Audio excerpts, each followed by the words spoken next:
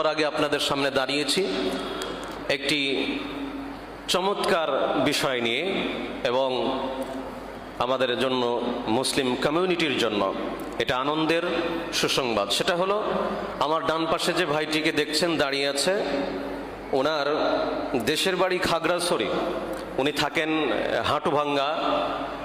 তো উনি ইসলাম ধর্মে আকৃষ্ট হয়ে উনি সমস্ত কাগজপত্র প্রস্তুত করে এসেছেন বল্লা মসজিদে দাঁড়িয়ে। উনি কালেমা পড়ে মুসলিম হতে চান।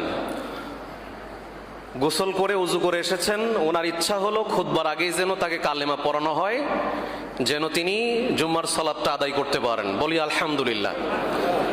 সম্মানিত উপস্থিতি, এই ভাইটির জন্য আপনারা দোয়া করবেন। পাশে যে ভাইকে দেখছেন, উনিও এই চাকমা ধর্মের অনুসারী ছিল। ইনিও চাকমা ধর্মের অনুসারী।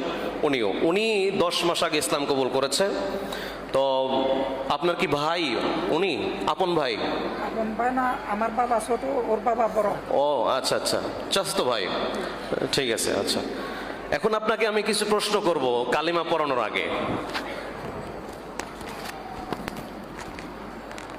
আপনাকে ইসলাম কবুল করার জন্য কেউ কি বাধ্য করেছে? জি না, কেউ বাধ্য করে নাই। আচ্ছা, ইসলাম ধর্ম কি আপনার ভালো লাগে? জি, আমার ইসলাম অনেক দিন আগে আমার হওয়ার চেষ্টা করছি, কিন্তু আসতে পারে না গ্রাম থেকে। এমনিতে কোনো প্রকাশ্য বা গোপন কোনো চাপ আছে আপনার উপরে ইসলাম কবুল করার জন্য? জি না, শুধু আমার ওয়াইফের জন্য একটু চাপ আসবে।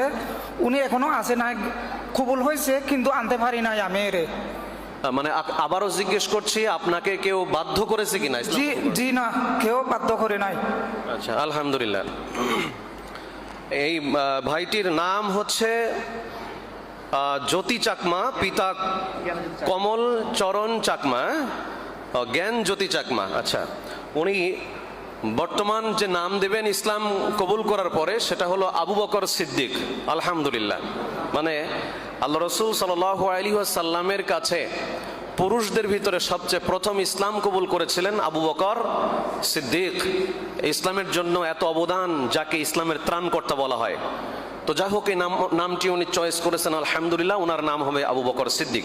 আমি এখন ওনাকে কালিমা পড়িয়ে ইসলাম ধর্মে প্রবেশ করার জন্য সহযোগিতা করছি। আমার সাথে আপনি পড়বেন, আমি পড়বো, তারপরে আপনি পড়বেন। আশহাদু আল্লাহ, আশহাদু আল্লাহ ইলাহা ইলাহা ইল্লাল্লাহু ইল্লাল্লাহু ওয়া আশহাদু ওয়া আশহাদু